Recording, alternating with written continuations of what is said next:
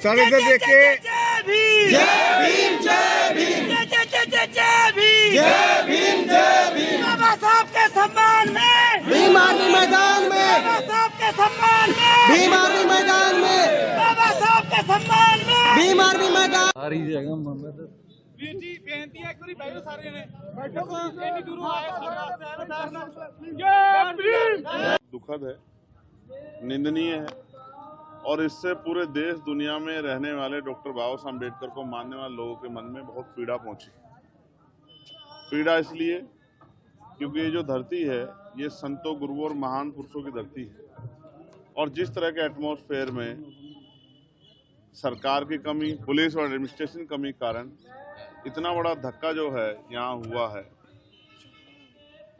भारतीय संविधान को जलाने की कोशिश करना, उसकी प्रति को, राष्ट्रीय ध्वज को भी, कल इंक्वायरी में आया, मैंने आज सुबह ही मुझे पता लगा कि यहाँ राष्ट्रीय ध्वज का भी एक हिस्सा था जिसको जलाया गया है और बाबा साहब अम्बेडकर के स्टैचू को तोड़ने का प्रयास करना, ये दुखद है। इस पर सरकार ठोस कार्रवाई करे और पूरे प्रदेश में, और मैं तो केंद्र सरकार से कहूँ पूरे देश भर में जहाँ महापुरुषों की स्टैचू लगी हुई है, जहाँ इस तरह के स्थल हैं, पवित्र स्थल, उनकी निगरानी और उनकी सुरक्षा की व्यवस्था जो है मजबूत की जाए,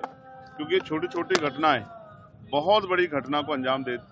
जन्म दे सकती है। ये बात मैं और आप सब समझते हैं कि भारत जो है धार्मिक और मान्यताओं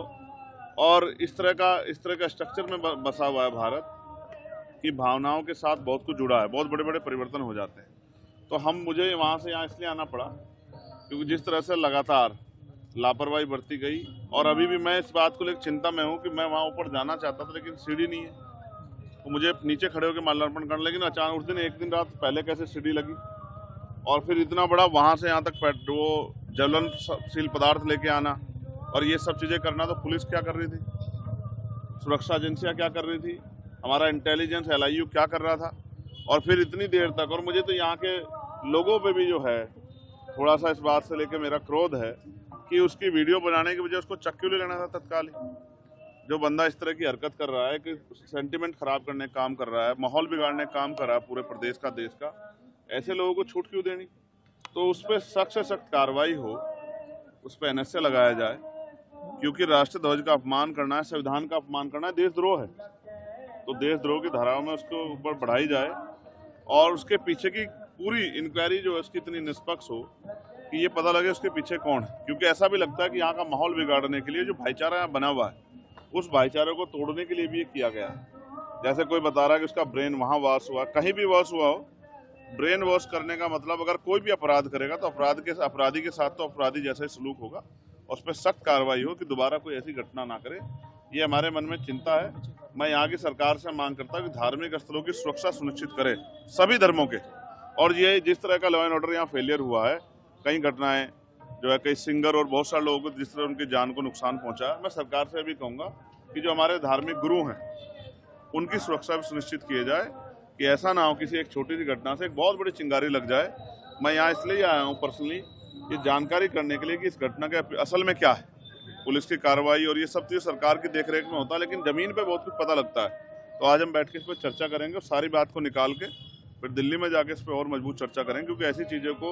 रोकना पड़ेगा, भविष्य में ऐसी चीज़ें ना हो। सर देखा जाए तो जिस दिन ये मूर्ति के साथ ही हरकत की गई, जिस इंसान ने की है, कहना है कि उसी टाइम पुलिस के द्वारा वो पकड़ा गया था, तो आपको क्या लगता है कि अभी तक उसको कोई भी सजा क्यों नहीं मिली? नहीं, सजा तो कोर्ट देता है, पुलिस सजा नहीं दे सकती, लेकिन मैं आपसे स्पष्ट करूं कि अभी उसमें कार्रवाई और होनी चाहिए।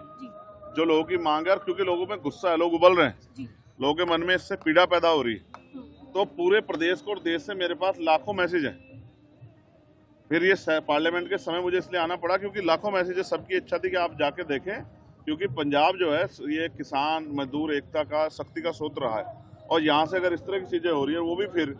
हमारे तीरथ हरमिंदर साहिब के पास अगर इस तरह से हो रहा है, तो ये फिर ये इसके पीछे भी